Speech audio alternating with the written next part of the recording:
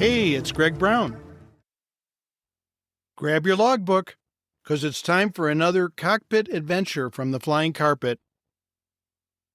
I'm an aviation author, adventure columnist, photographer, former National Flight Instructor of the Year, and Barnes & Noble Arizona Author of the Month. The Flying Carpet is a 4-place single-engine light airplane. In it, my wife Jean and I have long traveled the North American continent, searching behind clouds for the real America, and experiencing aerial adventures like today's all along the way. Learn more at my website, gregbrownflyingcarpet.com, where you can also see photos from most episodes. And I'd appreciate your feedback in my Flying Carpet Podcast Facebook group. Before we take off on today's flight, I'd like to explain something that may not be familiar to non-pilots and listeners from outside the United States.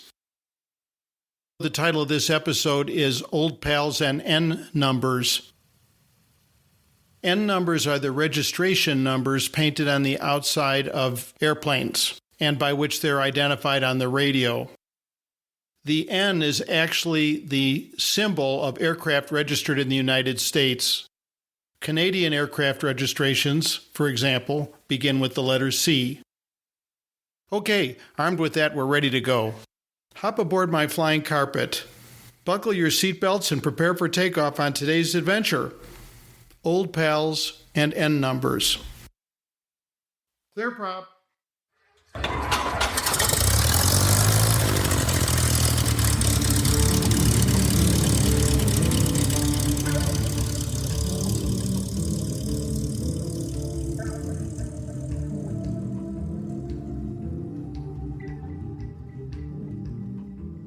Cessna 502, this is Los Angeles Center. The Blythe, California altimeter setting is 29908. We used to fly a plane with a similar N number, I observed to my wife Jean upon hearing the transmission. Remember? Was it with Skyview Flyers out of Indianapolis, she asked. No, I'm thinking of a Cessna 172 from the University of Illinois Flying Club, back when you and I were dating. We often flew it back and forth to Indianapolis after you transferred to Butler University. We trailed the airplane eastbound through LA Center airspace, and with each new radio call I was reminded of another adventure in the 502 I used to fly. The number I remember from those days is 068, said Jean. Which airplane was that one? Oh, you mean 98068, the Cherokee 140 with the trim crank and the ceiling. We flew that one often because it was the cheapest Flying Illini Club airplane to rent. But we flew 502 plenty also. That aroused memories of other airplanes and N numbers from the past. The toughest call sign I've ever encountered was November 38383. It belonged to a nice Piper Turbo Aero, but every call-up required 3 or 4 tries before air traffic control could get the number straight. Center, I'd say, this is Aero 38383. 38833? No, 38383. Is that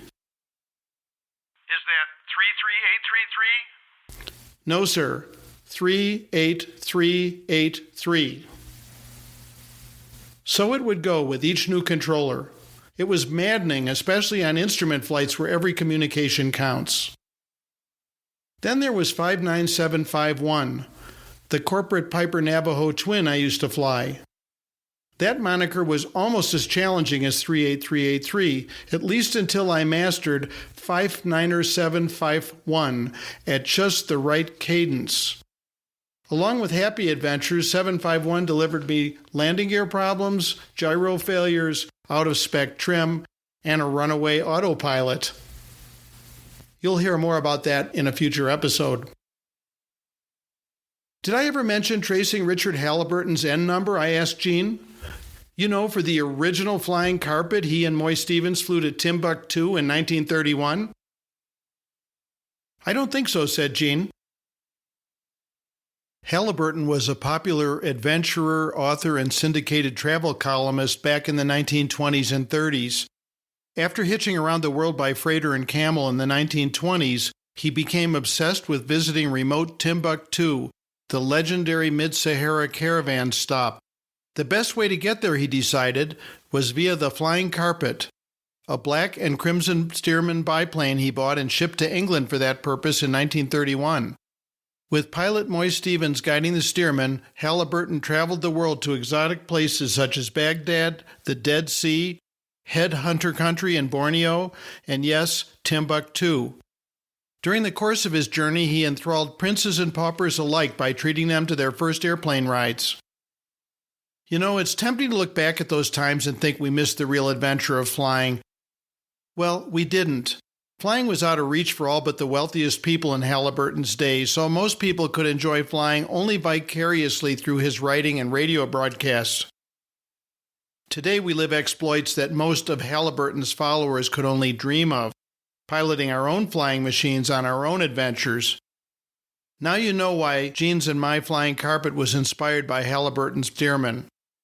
Anyway, back to our story.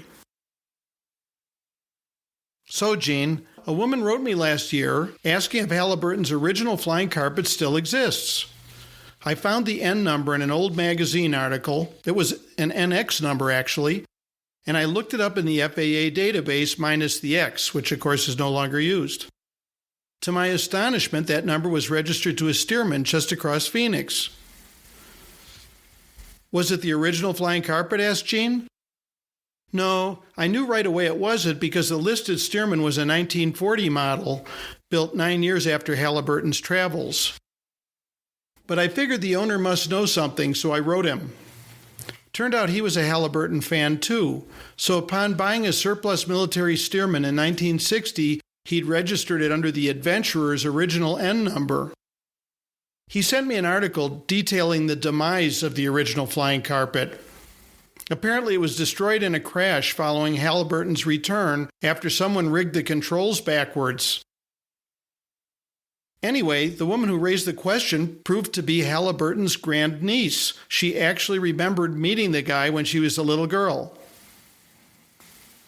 Only you, Greg, could get excited about a 75-year-old N number, even if it was from the original flying carpet, said Gene.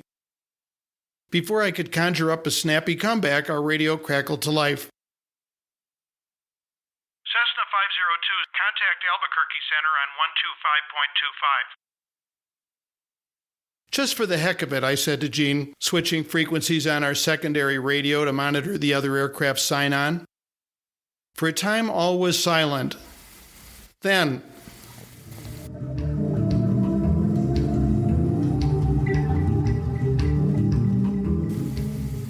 Albuquerque Center, Cessna 12502, checking in BFR at 7,500.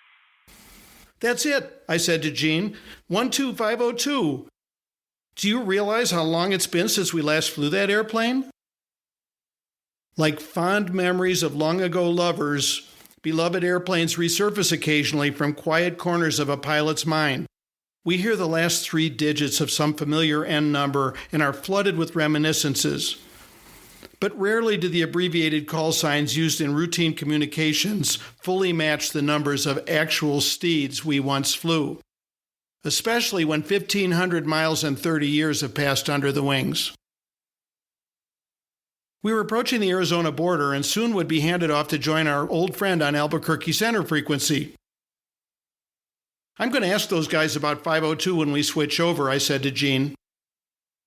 We crossed Blythe, California, and then the Colorado River, but our radio remained silent. Radio check, I transmitted to LA Center, thinking maybe they needed a hint. Loud and clear, Came the reply, but still no frequency change. Subconsciously, I drummed my fingers on the glare shield. What's with you? Asked Gene, annoyed. Those guys are further ahead than I thought. I hope they don't go off frequency, I said, retrieving my IFR chart.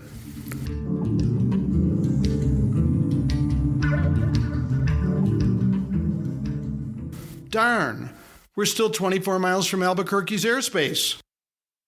I requested a temporary frequency change from LA Center, then radioed Albuquerque.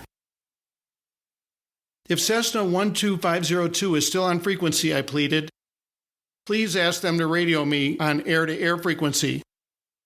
To my delight, I soon received a call from 502's pilot.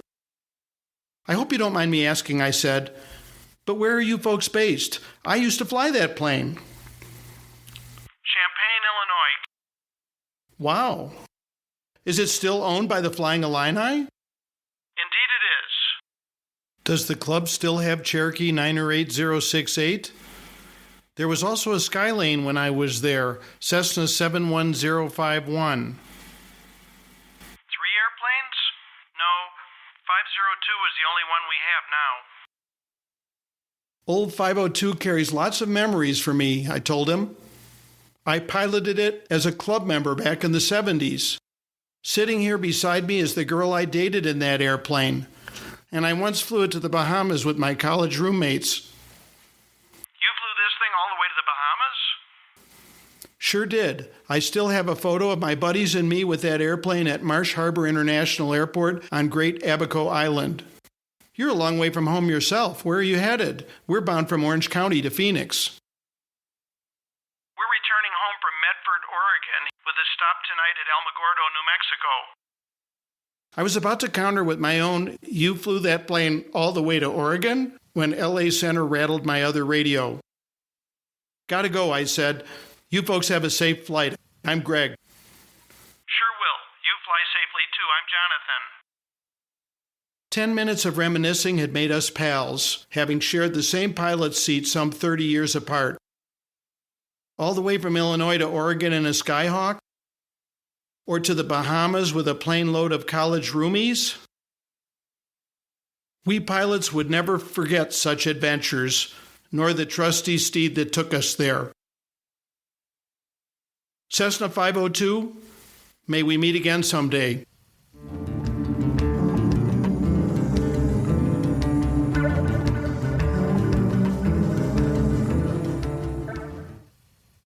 Thanks for riding along on today's Flying Carpet adventure.